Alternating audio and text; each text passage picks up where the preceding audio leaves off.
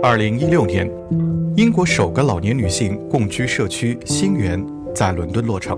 它是一群女性长达18年努力推动的结果。50岁以上的单身女性彼此独立、互相帮助的生活在这里。Welcome to New Ground. Welcome. Come this way. Come this way. We'll show you. Hello, Rachel. Hi, Rachel. This is Rachel, and you're going to be talking to her. Well, we have 25 flats here. Actually, 26 women can live. Some of them are owned, and 8 of them are what's called social rental, so that people who couldn't afford to buy a flat can live here too. So we have a very wide range of people here. I like reading, as you'll see, books everywhere. You see a little bathroom, but books again, more books. And then this is the second bedroom. My daughter lives in Cambridge and has this beautiful little boy who often comes to visit. And that's why I like to have a big flat so they can come and stay. I joined OUCH, as it was called, Older Women's Co-Housing, in about 2002. I was 61. My husband had died, sadly, and my children had grown up and left home, so I was living by myself. I was a violin dealer. Tiny, tiny violin that was made as a sample by a master craftsman. And it became clear that there's a great need among older women. More older women live on their own than men. Men die earlier for one thing, they tend to get married again. Women tend to want their independence as they get older. We wanted to run the whole place ourselves. To the English, it was a new idea, a new concept. It took years, 18 years to be precise, to make it work. We were able to choose our architects, so we worked with them very closely. A wonderful place with every flat being different and having its own character. We have health buddies. Charlotte, she lives next door to me. Recently, I fell and I broke my arm. So here it is. And Charlotte came to me every morning with fresh croissants and made sure I had my breakfast, and different people here made sure I had everything I needed. We don't look after each other, but we look out for each other.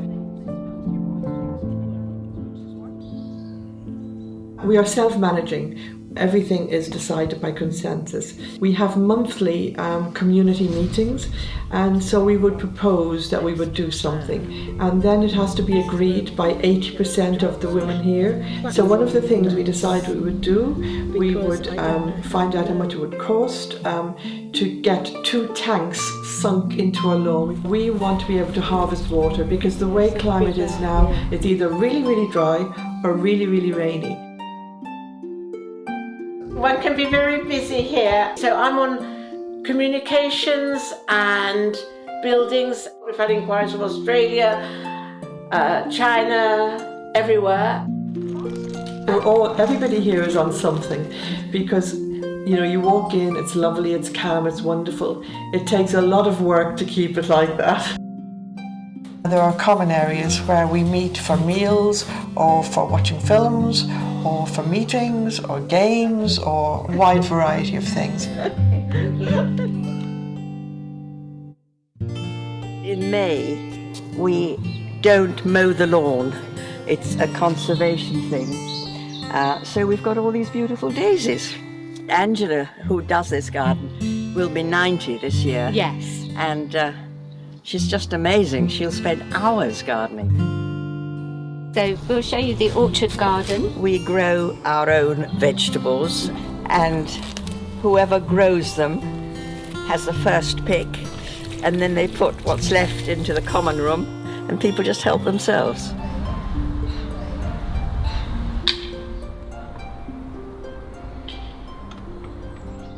I trained as a theatre designer, then I became the head scenic artist at the National Theatre in London for 28 years. And to have a room that I could use as a studio, and now I'm making mosaics a lot more. It just decorates the place. Hilary made the River Thames, and some of them go back 13th century. It's made up of tiny, tiny little pieces of pottery that have been found on the banks of the River Thames. And we stuck all the pottery on it, and we love it. Yes, very good. Benefits are knowing my neighbours, because in London people move very frequently. In that way, I'd seen friends get quite lonely as they got older and had stopped work. It's nice to know that if I need something, there is someone here who can help me.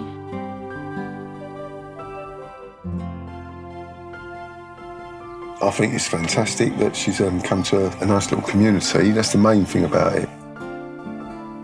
I'm not your highlight anymore, am I? Oh, yeah! For my generation, perhaps the first generation in which women are much more independent, not so dependent on having a man to look after them as they were in the past.